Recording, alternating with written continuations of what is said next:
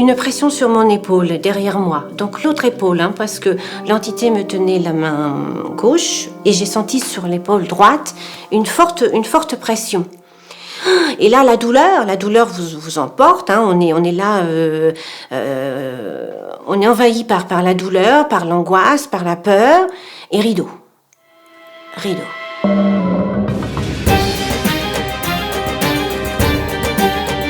Des choses qui sont très surprenantes. Mais je suis allé aux frontières de la mort. Ne me demandez pas d'expliquer, parce que je n'explique pas. J'aimais une énergie particulière. Je me sentais pas bien, comme si c'était réel. Plus on en connaît, moins on en connaît. Je peux pas l'expliquer. C'est assez étrange. Et si c'était vrai?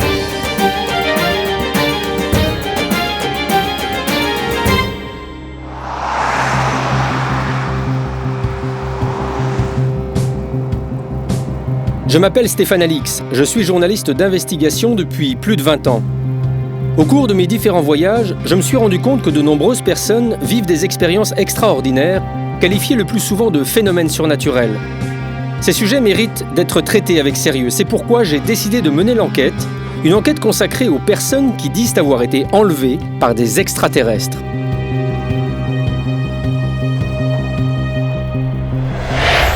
Cela paraît fou, impossible, inconcevable. Pourtant, il existe des milliers de témoignages, dont ceux de pilotes militaires, qui disent avoir clairement vu des objets volants non identifiés. Mais comment imaginer que ces engins soient habités par des êtres venus d'ailleurs, des êtres qui viendraient sur Terre pour enlever les humains? Pourtant, écoutez bien ce qui suit. On voit au pied du lit 3 silhouettes. On est envahi par la douleur, par l'angoisse, par la peur et rideau. Je sens comme une force qui me sort de mon lit. Et comme une seconde plus tard, je me retrouve à bord d'une espèce de salle. Passé par je ne sais d'où, je me suis retrouvé rentré dans un vaisseau. Curieusement, les témoins décrivent tous la même chose. Et des immenses yeux noirs qui me fixaient comme ça. Les yeux semblaient malfaisants. Ça faisait comme ça. C'est un regard qui vous prend tout. J'avais l'impression qu'il me rentrait dans le cerveau. Une expérience bouleversante et presque impossible à raconter. J'avais été traumatisé, parce que c'est quand même dur à vivre, même encore aujourd'hui. On ne pourrait pas en parler de ça à tout le monde. Quand il y a quelque chose comme ça qui vous arrive, on a peur d'être pris pour un fou. C'est pas évident, parce que personne ne vous croit. Difficile à croire, en effet. S'agit-il d'une hallucination, d'un cauchemar, d'une maladie mentale? Pourquoi les témoins, quel que soit le pays, décrivent-ils tous la même chose? Face à ces témoignages, il est temps de mener l'enquête très sérieusement. Tout débute ici, à Aravilliers. On m'a raconté une histoire vraiment surprenante. 10 janvier 98. De vieux amis, des notables de la région, partent à la chasse. Ils se sont donné rendez-vous sur un parking au petit matin, il fait encore nuit. François est en avance, il attend ses amis, mais un événement va se produire et il s'en souvient, comme si c'était hier. Ce matin-là, j'arrive avec ma voiture sur le lieu de rendez-vous de chasse, sur ce petit parking au milieu de la forêt. Je me mets en marche arrière, le dos à la forêt. À un certain moment, j'entends un souffle, que j'ai toujours en tête d'ailleurs.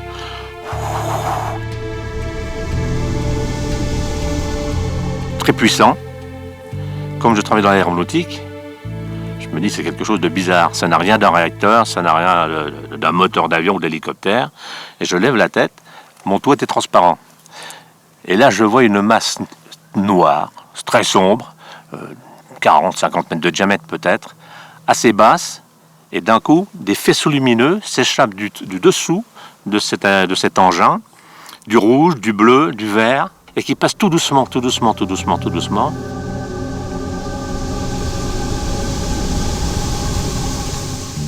Et ensuite, ça a plongé.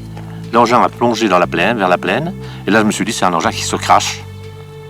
Et j'étais figé dans la voiture. Plus rien ne s'est passé. Et là, pendant un certain temps, j'étais plus sur Terre, en fait. Et qu'est-ce que vous voulez dire quand vous dites un truc pareil? J'étais absent. J'avais aucune réaction, rien du tout. Pas de réaction d'ouvrir une portière, d'ouvrir mon toit ouvrant, tout ça. J'avais vu passer l'engin. Il ne me vient pas à l'esprit d'ouvrir ma vitre ou de descendre de voiture, rien. Et c'est là qu'il y a une coupure dans le temps. Un engin inconnu, une subite perte de connaissance. François est technicien supérieur dans l'aéronautique. Il sait que ce qu'il raconte n'a aucun sens. Mais au même moment, ses amis chasseurs roulent dans une autre voiture. C'est Bruno qui conduit. Bruno est aujourd'hui décédé, mais son témoignage a été enregistré. C'est là qu'on a commencé à dire, mais qu'est-ce que c'est que toutes ces lumières qu'il y a? Voilà. Donc l'engin devait être avant les grands arbres, avant. Pratiquement ici, là, dans ces endroits-là. Hein, il devait être là, voilà. Là, sur la route, là. Enfin, la route, une partie dans le champ et une légère partie sur la route. Voilà. Bizarrement, dès qu'il voit cet objet, Bruno sort de la voiture et part dans le champ, sans même s'en rendre compte, comme téléguidé. Ses trois amis, eux, sont paralysés, incapables de sortir de la voiture. Bruno, toujours inconscient, les aurait rejoints un instant plus tard. C'est là où j'ai repris conscience, dans la voiture, le moteur qui tournait, et où il me semblait qu'il n'y avait rien eu. J'étais revenu normalement où j'aurais dû être. Le problème, c'est qu'au moment où Bruno reprend conscience, il réalise que sa voiture n'est pas là où il s'était arrêté, là où il est descendu, mais 2 kilomètres plus loin. Une situation rocambolesque. Au même moment, à 2 endroits différents, 5 personnes sont comme déconnectées. François, à 3 kilomètres sur le parking, Bruno et ses 3 amis dans la voiture. Un seul va se souvenir de ce qui s'est passé, c'est Bruno qui travaille à l'époque à la base nucléaire de Taverny. Et ce qu'il raconte est impensable. Il dit s'être retrouvé dans ce vaisseau inconnu, qu'il a même dessiné. Il se souvient d'une vitesse incroyable. Quand j'entendais le tournement que je voyais dans le hublot, je peux vous dire que ça bourrait. Hein.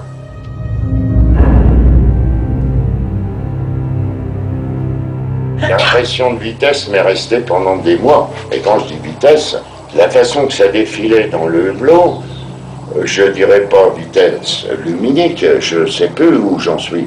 Hein. Et je me suis permis de rouler à 220 km/h sur l'autoroute. On aurait dit que j'avais même pas démarré à côté de la sensation.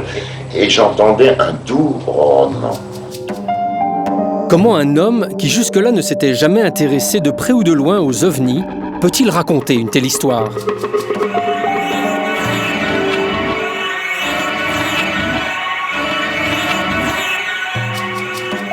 De son côté, François émerge lui aussi d'une sorte de torpeur au moment où ses amis le rejoignent.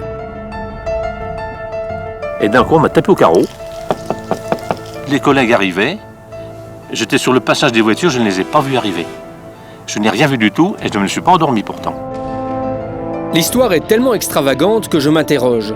Ce sont tous des notables et ils n'ont vraiment rien à gagner à raconter des faits aussi improbables.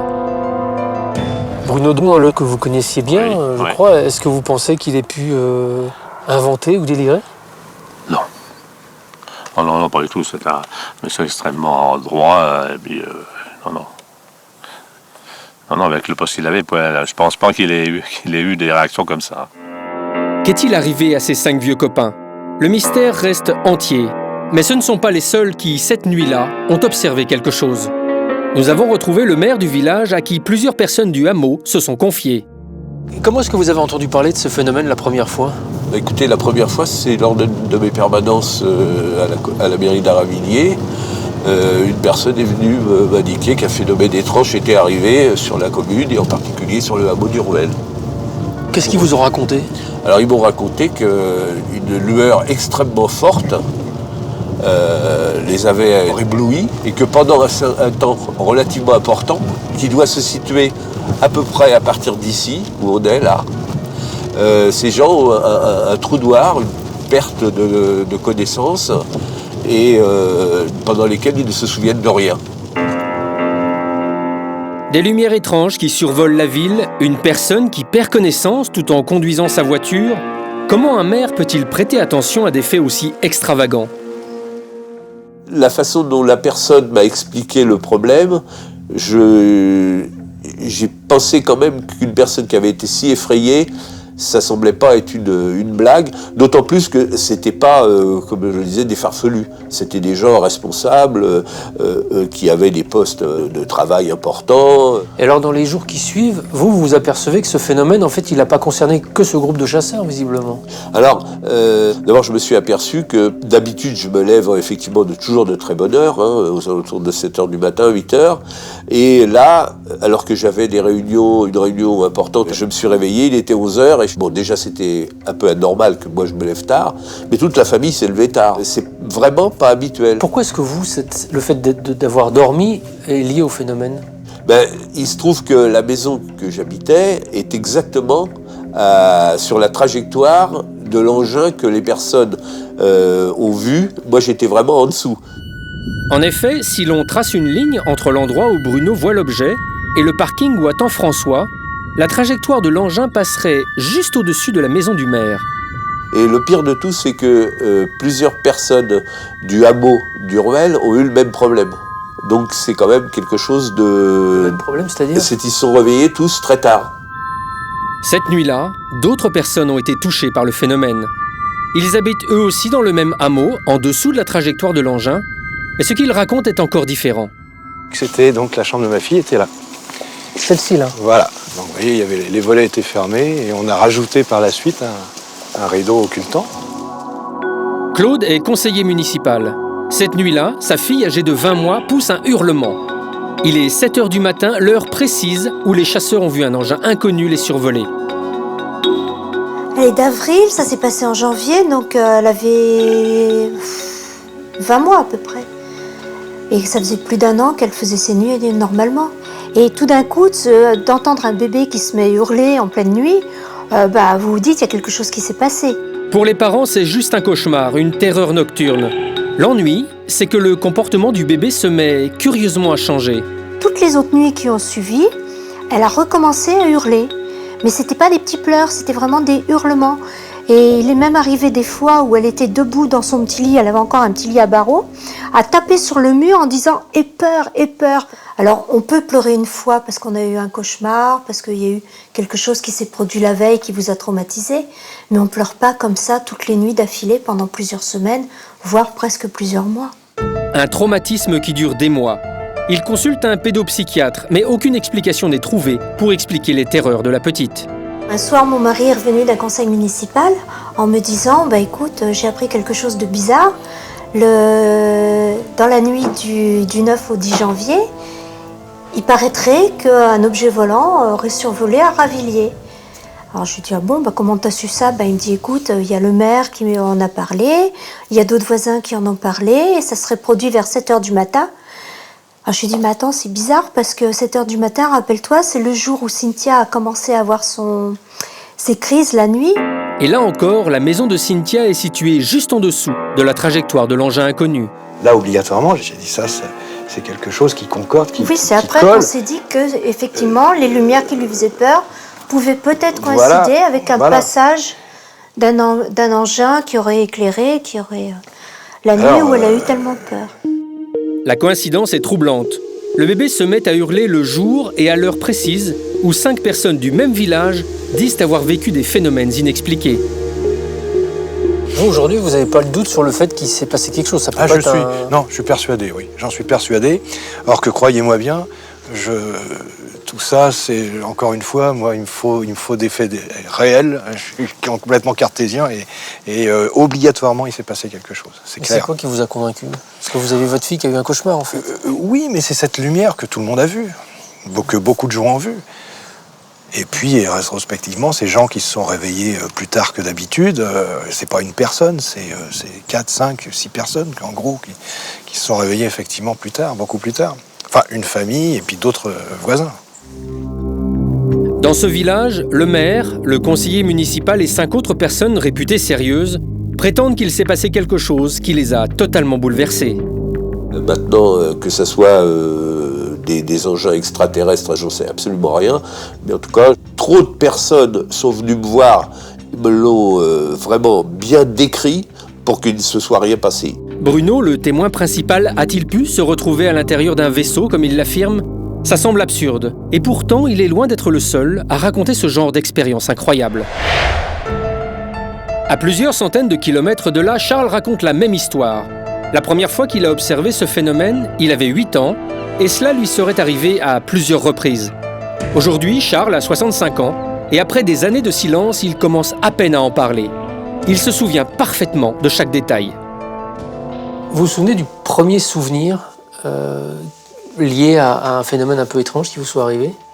Le premier souvenir, oui, j'avais 7 ou 8 ans, puisque j'étais avec un petit camarade d'école, on jouait à la balançoire, et devant nous, dans la plaine, c'était à l'automne, un objet lumineux, mais magnifique, en forme de cigare, à une hauteur peut-être de 200-250 mètres, arrive devant nous. Voici l'objet qu'il a lui-même dessiné. Et on se sentait observé. Il avançait un peu, il arrêtait. Et ça a duré peut-être 15-20 minutes. Et après, d'un seul coup, pouf, il a disparu.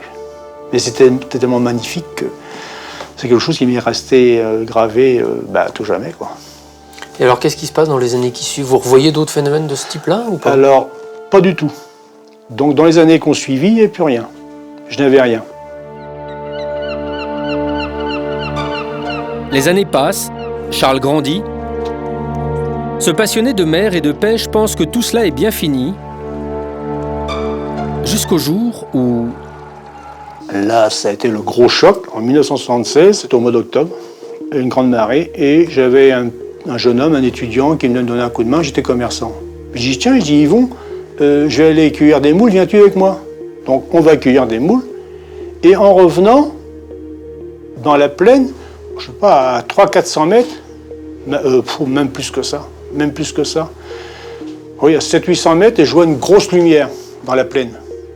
Je me dis, tiens, le cultivateur, il travaille tard ce soir. Puis à l'époque où c'était, il n'avait plus à travailler aussi tard, parce qu'il faisait nuit.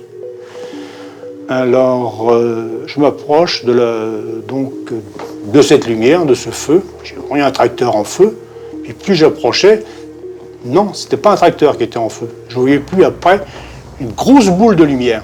Alors c'est pareil, magnifique, de toutes les couleurs. Enfin, bleu, orangé, ça c'est tout là. Et par endroits, il y avait des zones bleuâtres, que moi je dirais des hublots. Charles rentre en voiture de sa pêche aux moules. Il voit cet objet qu'il a dessiné plus tard. Ça ne faisait pas mal aux yeux du tout. Vous pouviez fixer, moi je fixais les lumières sans aucune gêne. Et à 300-400 mètres de cette lumière, j'étais paralysé dans la voiture, je ne pouvais pas bouger, même pas le petit doigt.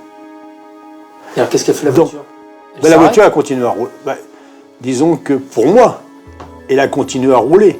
Mais ce n'était pas moi qui conduisais. C'est plus moi qui conduisais. Qui, j'en sais rien. Mais moi, je ne maîtrisais plus mes mouvements, puisque j'étais paralysé. Et malgré ça, la voiture a continué à rouler. Vous n'étiez pas paniqué, là ? Non, j'étais paralysé. Pas paniqué, paralysé. Et avec ces messages, ce sont des extraterrestres, tais-toi, tu ne diras rien. Et ça m'a tenu pendant 9 ans. À ne pas avoir le droit de partir. Des messages, c'est-à-dire ? De parler. C'est comme des messages télépathiques, mais d'une puissance inimaginable. Vous ne pouvez pas... Enfin, personnellement, moi, je ne pouvais pas aller outre de ces messages. Quand j'ai reçu de l'ordre de ne pas en parler, je ne pouvais pas en parler. Quand je voulais en parler, une chape de plomb me tombait sur les épaules. Tais-toi. Mais, pardonnez-moi, mais si moi je suis au volant d'une voiture, je vois un feu, et puis j'entends des voix dans ma tête, je me dis, oh là là, il y a un truc qui débloque là. C'est pas ce que vous vous êtes dit ? Non, parce que aussitôt, j'ai reçu ces messages, ce sont des extraterrestres. Aussitôt, j'étais connecté à la chose. Comment ? J'en sais rien. Donc, je ne me suis pas posé de questions. Vous savez, je ne me suis pas dit c'est ceci, c'est cela. Non, pour moi, je suis rentré dans quelque chose qui n'est pas commun, mais je dis, bon, ça y est, j'ai découvert. J'ai découvert quoi ? J'ai découvert que nous n'étions pas seuls dans l'univers et que nous étions visités. Mais au fait, qu'en est-il d'Yvon, le jeune homme qui accompagnait Charles dans sa pêche aux moules? Yvon qui est à côté de vous dans la voiture, Yvon, on n'en a jamais parlé. Jamais? Jamais. Comme s'il y avait un interdit d'en parler. Je ne pouvais pas. C'était comme ma voiture que je ne pouvais pas conduire, mais qui continuait à rouler. J'ai passé un carrefour, mais sans conduire ma voiture. Et après, quand j'étais libéré, parce que j'ai passé l'objet, quand j'étais libéré, j'ai voulu revenir. Je n'ai pas pu revenir, je me suis retrouvé paralysé. Donc j'ai continué mon chemin. Quand Charles a décidé de rentrer de sa pêche aux moules, il était 18h30 et il se trouvait à peine 20 minutes de chez lui. Pourtant... Il était 23h quand je suis rentré à la maison. Alors je dis, là, il y a un truc qui colle pas. Je dis, on peut cuire des moules la nuit. Allez, au mois d'octobre, fin octobre, à 18h30, il fait nuit. Hein. Alors qu'est-ce qui s'est passé? Pourquoi je suis rentré qu'à 11h à la maison? Vous voulez dire qu'entre le moment il y a un temps manquant. Un temps manquant. Exactement comme dans le cas d'Aravilliers. Des témoins voient un objet lumineux puis sont paralysés et oublient ensuite tout ce qu'il s'est passé pendant un moment jusqu'à ce qu'ils reprennent conscience alors que leur voiture a continué à rouler toute seule. Et toujours cette incapacité à raconter ce qui leur est arrivé. Et le lendemain, j'ai voulu en reparler à mon épouse. Impossible.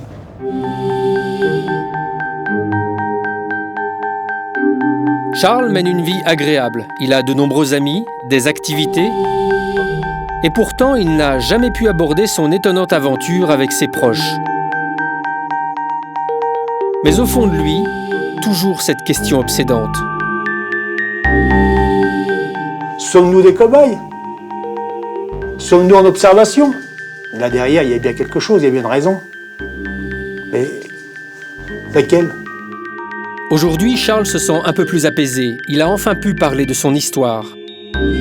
Avoir la force et le courage de raconter ce que l'on a vu et vécu, quand on se dit enlevé par une force extraterrestre, c'est peut-être ce qu'il y a de plus difficile. Surtout lorsque l'expérience est encore plus inexplicable, comme celle qu'a vécue Fabrice. Fabrice habite en Seine-Maritime. Le voici avec Emeline, sa fille. C'est chez lui, dans son salon, qu'il a vu et même filmé l'incroyable. Donc c'était au fond du jardin que vous avez vu au bout du terrain, au bout là, je me suis positionné juste en face là. Ouais. Et en fait, au bout du terrain, j'ai vu ça. Arrêt sur l'image, ça faisait ça. Moi je veux bien, mais j'ai pas rêvé quand même. Fabrice aurait filmé cette lumière en 2012 avec son téléphone portable. Je sais même pas comment j'ai pu prendre ça. Vous avez pas de souvenir? Ah non. Comment ça non? Bah j'étais là, j'ai vu ça, je me suis positionné là-bas, comme si j'étais sûr d'aller voir quelque chose, mais je me rappelle pas d'avoir pris ça en vidéo quoi. Comment vous expliquez ça? Je sais pas. Et vous vous souvenez si vous êtes resté longtemps dans le champ ce soir-là? J'ai pas de notion de temps. C'était en 2012, pourtant Fabrice ne se rappelle pas avoir filmé l'objet. Ce qu'il n'a pas oublié en revanche, c'est cette sensation d'avoir été appelé. Et vous ressentiez quoi quand vous regardiez ça? Bah, quand j'étais là, au bout du terrain, j'avais la sensation que en fait, j'allais voir ça, quoi. C'est-à-dire qu'à chaque fois que vous observez quelque chose, c'est comme si vous étiez... Appelé. Appelé? Il y a des temps précis pour que je puisse voir ça. C'est, je sais pas, c'est un appel. Un appel. Fabrice va au bout de ton terrain, puis tu vas voir quelque chose. Voilà, ça fait ça. Là, c'était en pleine nuit, mais pour Fabrice, ce n'était pas la première fois. Et la première fois, c'était 2 jours, et le ciel était très clair. Comment ça a commencé, toute cette histoire, pour vous? Mais en fait, c'était le 19 novembre 2011. Il était 7h30, et il faisait super beau, quoi. Le ciel était bien clair. Donc je me suis positionné sur mon balcon, avec ma paire de jumelles. Et en regardant les oiseaux, je me suis aperçu à un moment donné, mais je me suis dit, mais qu'est-ce que c'est cette chose-là, quoi? Et en fait, c'était 5 objets non identifiés en forme de triangle, noirs, qui tournaient, mais pratiquement au ralenti. Ils s'attendaient, en fait. Dont un qui était en retrait, et j'ai eu l'impression qu'en fait, il surveillait, quoi. Il était en retrait pour surveiller quelque chose. Vous n'avez pas pu confondre avec des hélicoptères? Il n'y avait pas de bruit, non. En plus, le temps m'a paru arrêté. Comment dire, on estimait que ça avait duré, ma vision avait duré, pour voir ces objets-là, ça avait duré qu'un quart d'heure. Mais en fait, apparemment, ça avait duré 3 quarts d'heure. Et toujours ce fameux temps manquant ou temps arrêté. Cette parenthèse de quelques minutes ou de quelques heures durant lesquelles chaque témoin devient inconscient.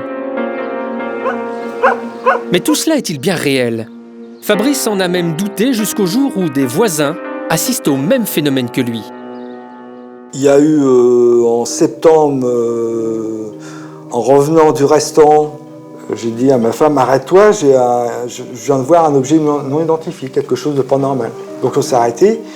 Justement, il y avait des gens qui étaient dans leur cour, avec leurs enfants.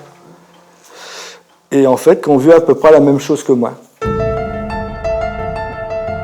Et les gens, les voici. Ils habitent à 2 minutes à pied de chez Fabrice. Vous vous souvenez de ce qui s'est passé ce soir-là, Alors, on était en soirée entre copains et d'un seul coup, j'ai vu une sphère lumineuse dans le ciel, mais sur le coup, j'ai cru que j'avais halluciné. J'avais pas parlé. Aussitôt, un voisin pas très loin s'est arrêté, monsieur. Et s'est arrêté parce que lui aussi, il a vu une chose étrange dans le ciel. Et ça vous a surpris de voir ce... Oui, quand même. Après réflexion, une fois que le monsieur s'est arrêté, que je me suis rendu compte que j'avais vu vraiment pareil que lui, c'était quand même assez surprenant. Et alors vous pensez que c'était quoi ce truc? Je sais pas du tout. Je sais pas du tout. Un objet volant non identifié. Et cet objet volant non identifié, ils sont plusieurs à l'avoir observé cette nuit-là. Mais ce qu'il s'est passé ensuite, Fabrice est le seul à l'avoir vécu.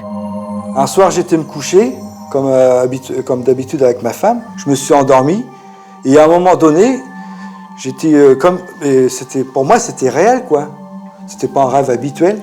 J'ai eu comme une paralysée. J'étais paralysé. J'ai voulu secouer ma femme pour lui dire Corinne, fais quelque chose, qu'est-ce qui m'arrive? Et en fait, j'ai vu comme 2 êtres de lumière.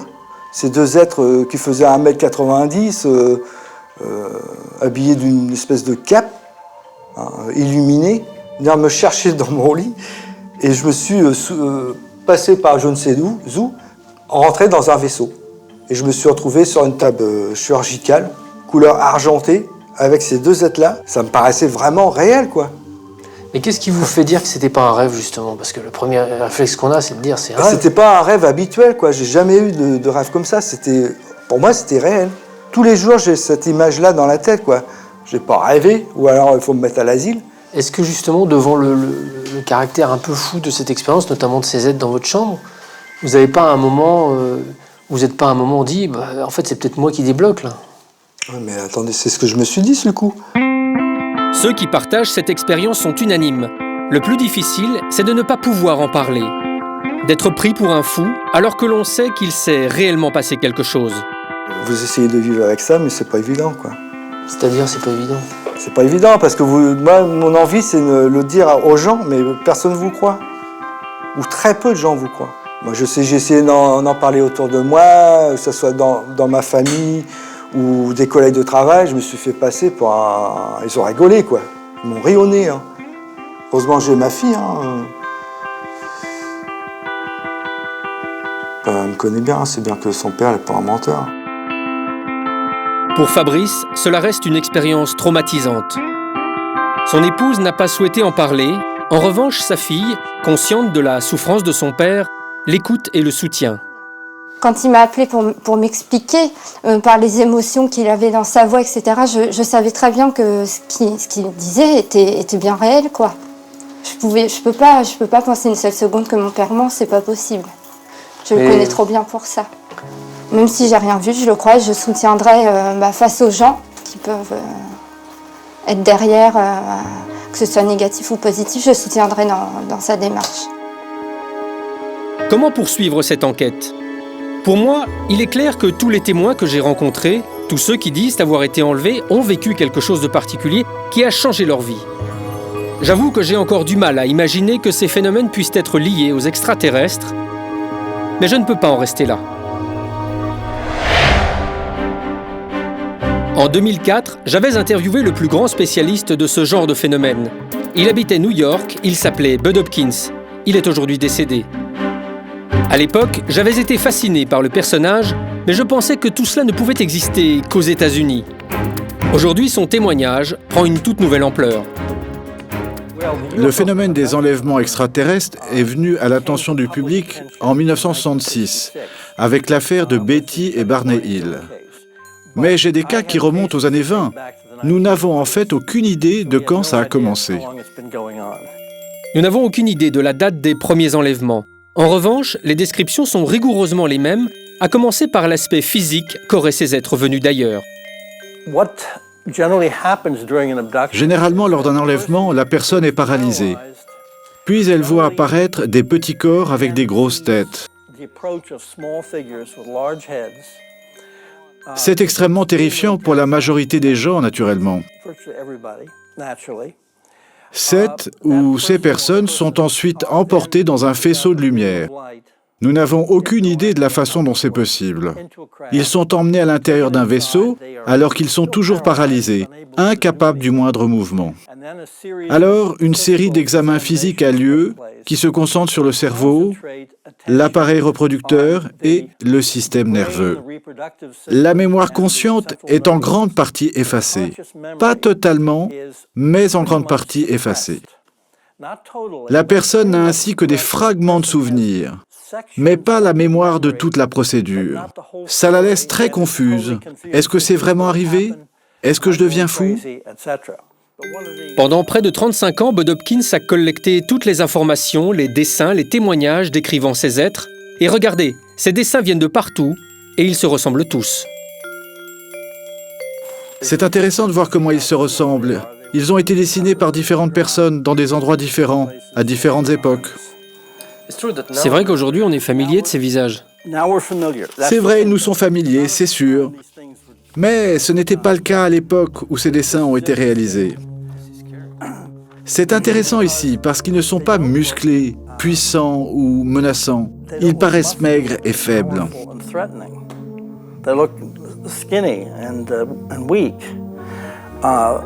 Mais la terreur, je pense, vient de lorsque les gens les regardent. Ils n'ont aucune idée de ce qu'il se passe dans leur tête.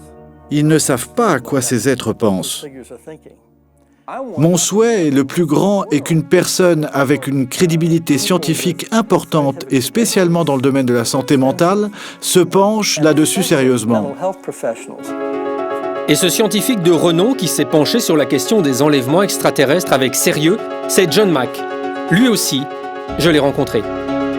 John Edward Mack est né à New York le 4 octobre 1929. Diplômé de médecine de l'université de Harvard, il fonde à la fin des années 60 le département en psychiatrie de l'hôpital de Cambridge, qui acquiert une réputation mondiale. Il travaille sur de nombreux cas dont certains très compliqués, ceux qui se disent enlevés par les extraterrestres. À l'époque, aucun scientifique n'y croit. Mais son diagnostic, confirmé plus tard par de nombreuses équipes médicales, va démontrer que le phénomène pourrait être réel. Pour lui, en effet, ces enlèvements ne sont pas des hallucinations, il ne s'agit pas de schizophrénie, ni de psychose, ou de n'importe quel autre désordre mental. Les enlevés sont sincères et traumatisés.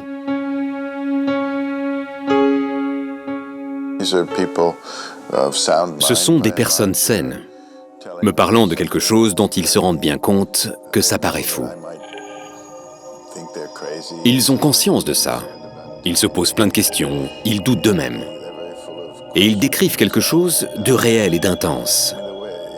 Une lumière, quelque chose que l'on fait à leur corps. La façon dont ils en parlent est celle d'une personne parlant d'une expérience qui lui est réellement arrivée.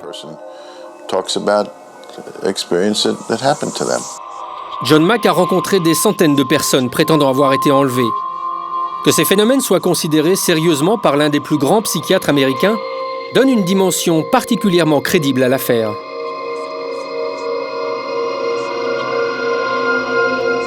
Je rencontre deux de ces enlevés, Will et Karine. Ils expliquent ce fameux temps manquant, ce moment où l'on ne maîtrise plus rien avant de reprendre ses esprits.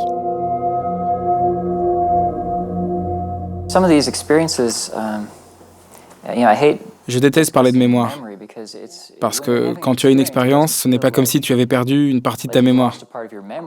C'est plus comme si le temps avait été déformé. Tu marches dans un endroit, quelque chose se passe et subitement, il est 5 heures plus tard. Ce n'est pas comme si tu avais perdu une partie de ta mémoire. Tu es conscient la totalité du temps, mais c'est comme si une section de ta vie avait été enlevée. Oui, comme coupé au montage. C'est comme si les deux moments du film étaient collés l'un après l'autre. Tu es complètement conscient là et complètement conscient ici. Mais l'enchaînement des deux séquences n'a aucun sens, parce qu'il y a toute cette partie entre les deux qui manque. Pour te donner une idée de ce que c'est, là maintenant on prend un thé tous ensemble, tu sens bien ce que cela veut dire. Alors imagine la seconde qui suit, juste après que j'ai arrêté de parler, soudain, tu te retrouves dehors à côté de ta voiture. Tu ne te rappellerais pas d'être sorti, d'avoir passé la porte, d'avoir dit au revoir. Tu n'aurais aucune idée de ce qui se serait passé entre le thé et la voiture dehors, mais tu étais conscient aux deux endroits. Tous les enlevés décrivent la même chose. C'est déjà stupéfiant lorsqu'il s'agit de cas isolés, mais lorsque le phénomène touche plusieurs dizaines d'individus en même temps, c'est encore plus incroyable. C'est ce qui est arrivé à l'autre bout du monde, au Zimbabwe. John Mack a tenu à se rendre lui-même sur place pour interroger tous les témoins. Il s'agit de 60 enfants, âgés de 6 à 12 ans. Les deux couraient.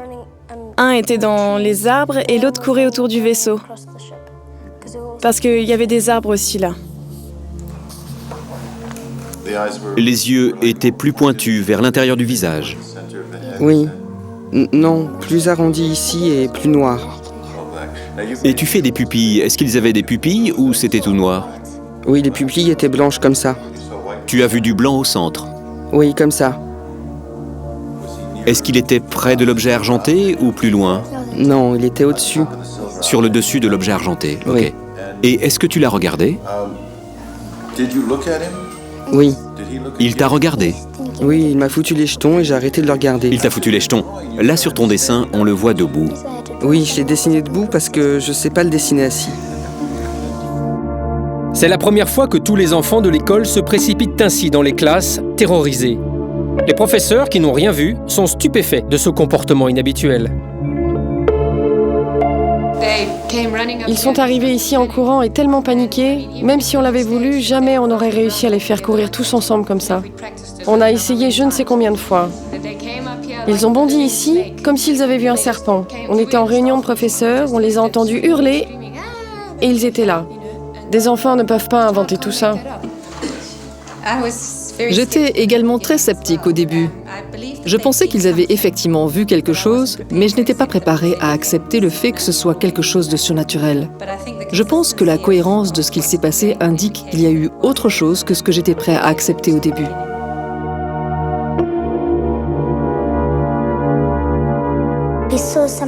On a vu quelque chose d'argenté. Alors, on a couru vers la cabane.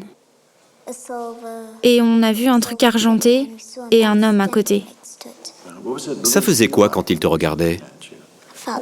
J'ai eu peur. Ça faisait peur? Qu'est-ce qu'il y avait qui faisait peur? J'ai eu peur parce que je n'avais jamais vu une personne comme ça avant. Tu as vu les yeux? Il ressemblait à quoi? Ça faisait comme ça. Il m'a rien dit, c'est juste son visage, ses yeux. Ils auraient tous vu un vaisseau et leurs occupants se poser dans la cour de l'école, mais ce n'est pas tout. Que ressentais-tu quand tu regardais ses yeux? Ça faisait peur. Peur. Qu'est-ce qui te faisait peur?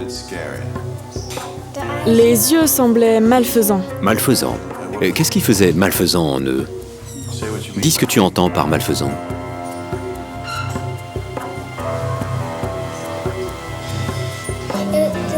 Ils semblaient malfaisants parce qu'ils n'arrêtaient pas de me fixer. Ils te fixaient. Comme pour faire quoi? Comme s'ils voulaient venir nous prendre.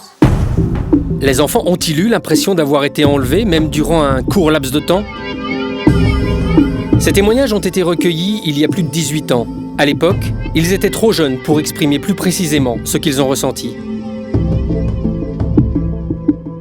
Voilà ce qu'il se passe en général.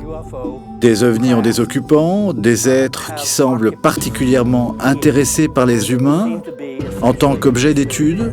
Mais l'une des choses les plus importantes à réaliser, et que la personne est enlevée encore et encore à travers toute sa vie. Ça n'arrive pas qu'une seule fois. C'est comme si la personne était devenue un objet d'étude systématique de la part des occupants des ovnis. C'est une hypothèse invraisemblable. Les ovnis et leurs occupants viendraient régulièrement sur Terre pour observer l'être humain et l'étudier tel un cobaye. Certaines personnes seraient même enlevées et étudiées tout au long de leur vie. Et le plus incroyable, c'est que leurs enfants feraient aussi partie de l'expérience. Invraisemblable, oui. Et pourtant, c'est ce que raconte la famille de Sonia.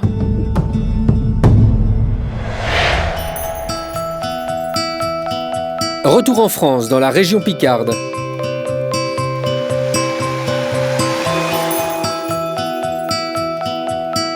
Voici Sonia, 41 ans. Depuis qu'elle est toute petite, Sonia, qui est aujourd'hui mère de 4 enfants, vit la même expérience sans arrêt. Elle se souvient parfaitement de tout et a même dessiné chacun de ses visiteurs. Comment est-ce que toute cette histoire a commencé? Quel est le plus ancien souvenir que vous ayez de ces expériences? J'avais 8 ans. Et donc j'habitais encore avec mes parents qui ont divorcé plus tard. Et je me trouvais dans la chambre et une lumière bleue diffuse s'est emparée de toute la chambre. Et une petite silhouette est apparue au pied de ce lit. Et toute cette lumière bleue. Donc cette lumière bleue qui envahit cette pièce et ce personnage qui se penche au-dessus de ce lit. Et paf, plus rien. La première fois, l'expérience semble inoffensive, mais la deuxième va être plus difficile. C'était en 1997, donc j'avais, 25 ans par là. Et là, c'était la première visite consciente et traumatisante. Donc c'est la nuit, je suis au lit avec mon époux du moment. Donc on est au lit, l'enfant est au lit, la pièce à côté. Et donc je ne sais pas au moment de la nuit quand ça s'est passé vraiment. Mais là, ça y est, je me réveille. Et cette lumière bleue. Une grande lumière bleue dans la chambre. Et puis très vite, le sentiment de ne pas pouvoir bouger. Donc, il y a les yeux qui bougent, alors on cherche avec le regard et on voit au pied du lit 3 silhouettes. Pareil, petites, comme des enfants, 1m20 peut-être. Et là, alors là, on a peur, là tout de suite, on réagit, on s'inquiète un peu, et puis au moment où, là, on se rend vraiment compte qu'on ne peut plus bouger. Donc, on a tout le corps en crise, on s'angoisse, on ne sait pas quoi faire, on se demande ce qui nous arrive, on est là, je ne suis pas bien du tout. Et puis tout à coup, au moment où je monte comme ça, et on a l'impression que le cœur, il s'accélère, et puis ça va craquer, jusqu'où ça va aller. J'ai senti comme quelque chose à côté de moi. Et là, j'ai senti cette main dans ma main. Et c'est un peu comme si elle me disait, ça va bien se passer. T'inquiète pas, tout va bien se passer, ça va aller. C'est un peu comme on rassure quelqu'un quand il est malade ou quand on est à son chevet. Donc tout s'est arrêté. Je n'ai plus eu peur, mais toujours avec cette inquiétude quand même de ne pas pouvoir bouger. Mais là, vous dites pas que vous faites un rêve, c'est...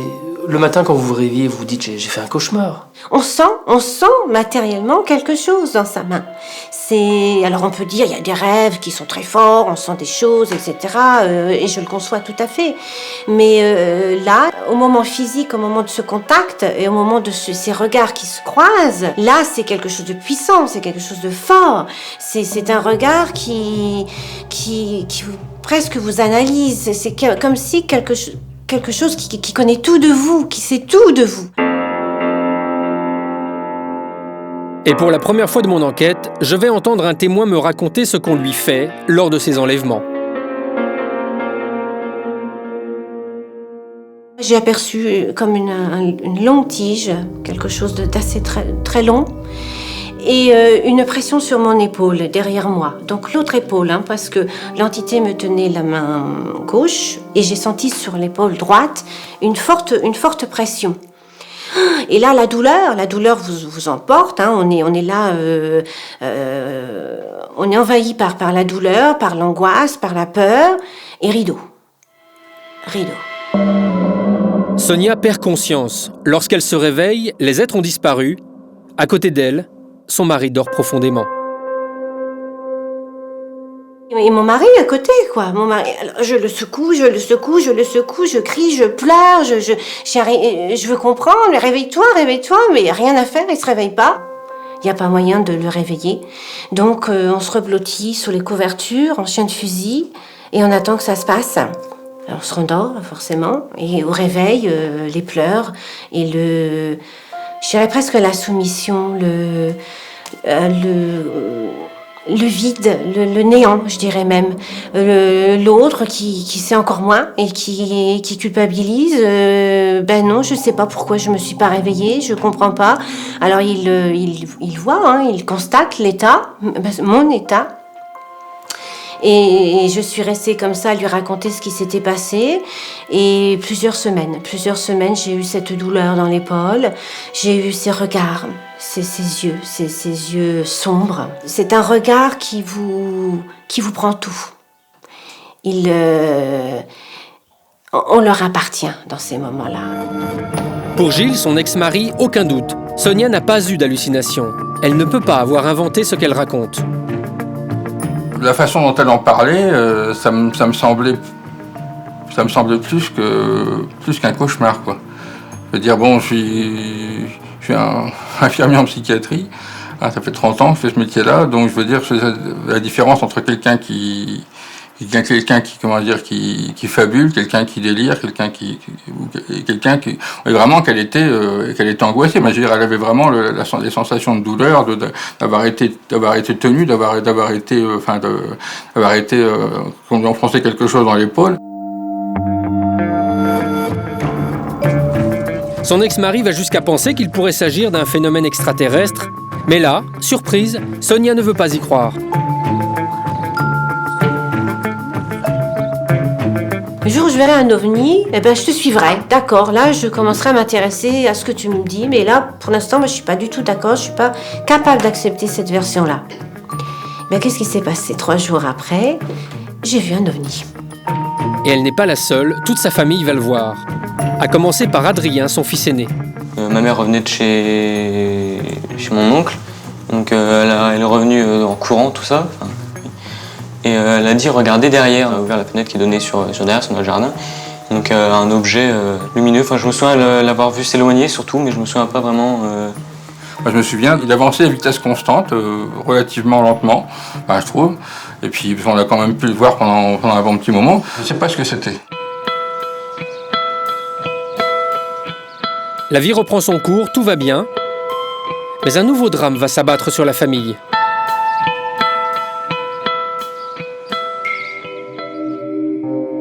Et puis voilà, le drame. Cette nuit-là, on a tous été visités.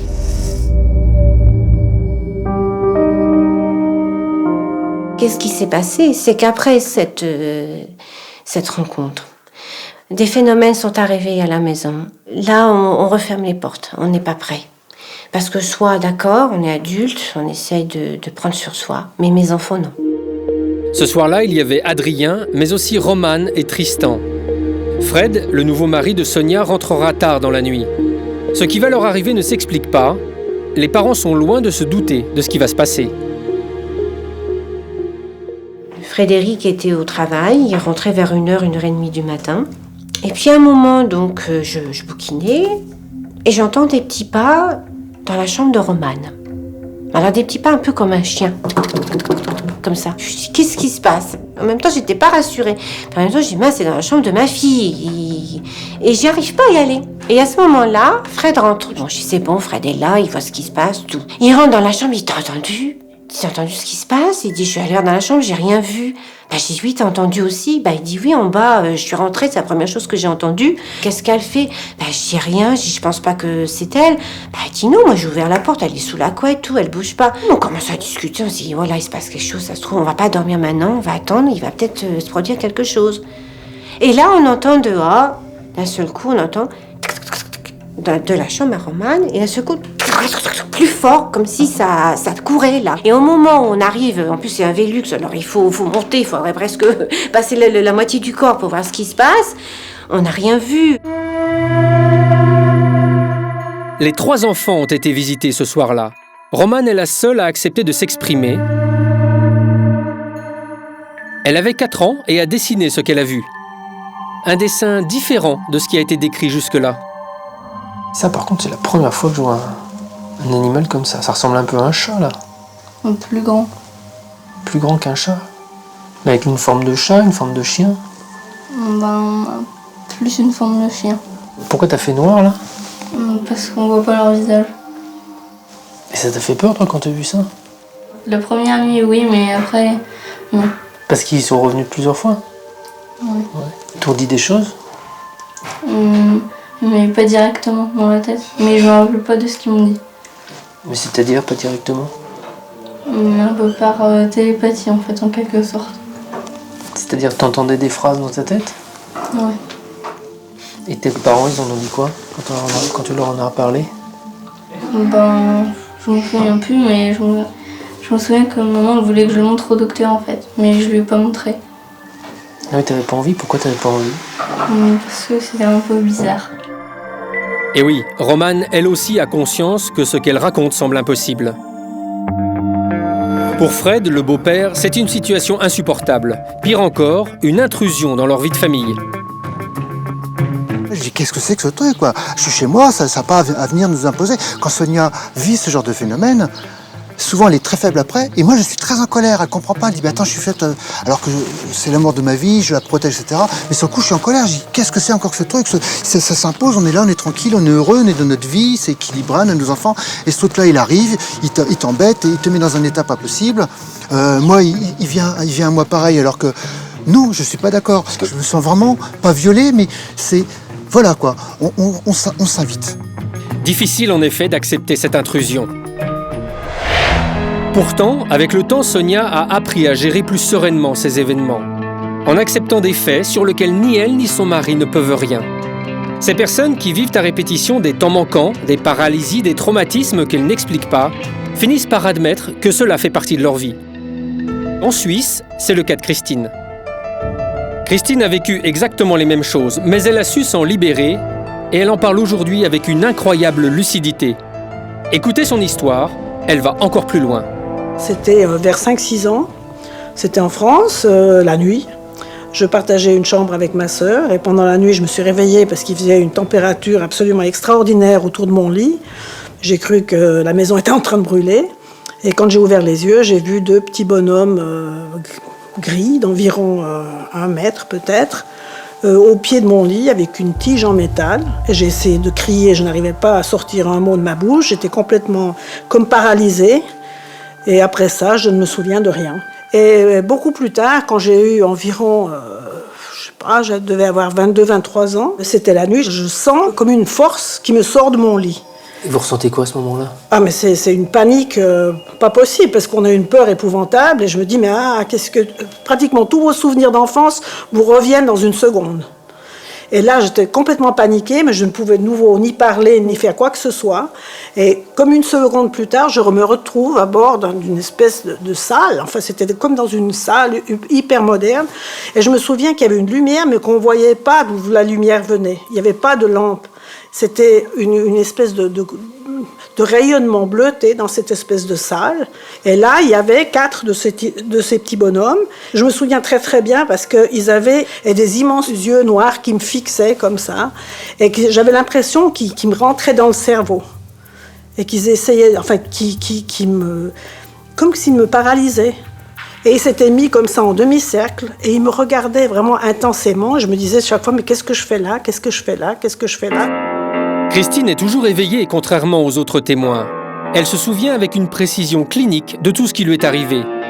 Mieux encore, elle pense comprendre pourquoi elle a été enlevée. C'était vraiment fascinant. J'avais l'impression qu'ils arrivaient à lire mes émotions, ils arrivaient à lire mes pensées. Et ils observaient absolument tout ce que je faisais. C'était absolument incroyable, cette expérience. comme si quelqu'un d'une race différente essayait de comprendre comment nous, êtres humains de cette planète, nous réagissons.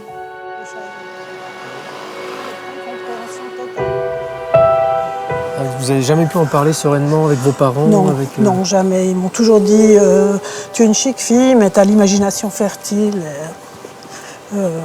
Non, enfin, fiche-nous la paix avec tes trucs. Puis, je veux plus que tu parles de ça.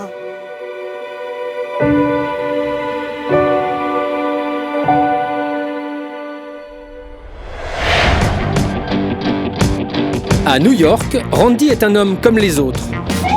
Sportif, dynamique, il paraît bien dans sa peau.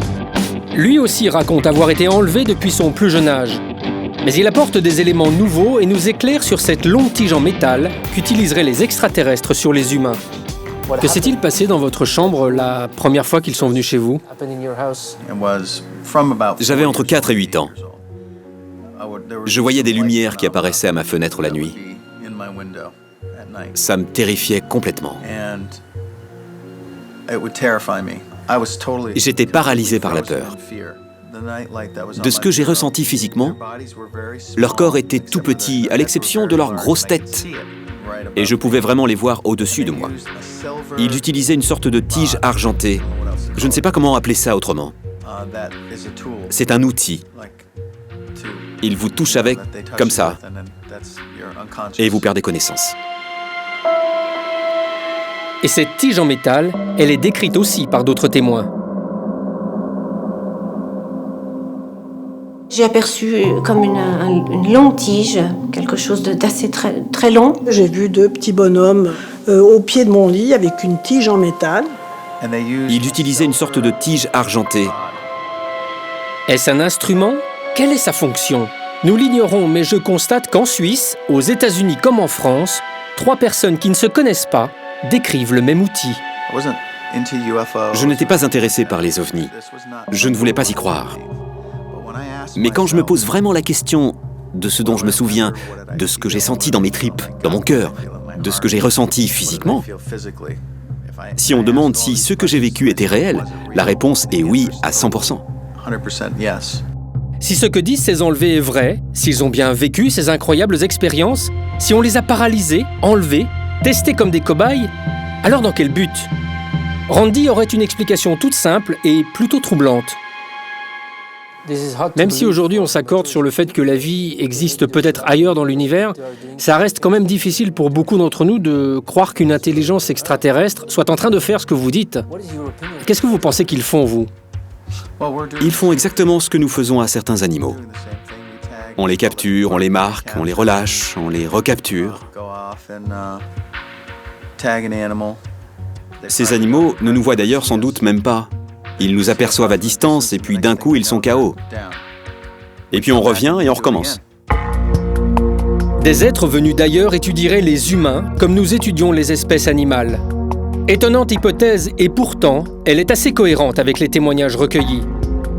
Notre Terre serait-elle observée par d'autres civilisations plus avancées? Évidemment, il est impossible de répondre, mais une chose est certaine, pour John Mack, le scientifique, le processus est toujours le même, et sur ce point, aucun doute possible.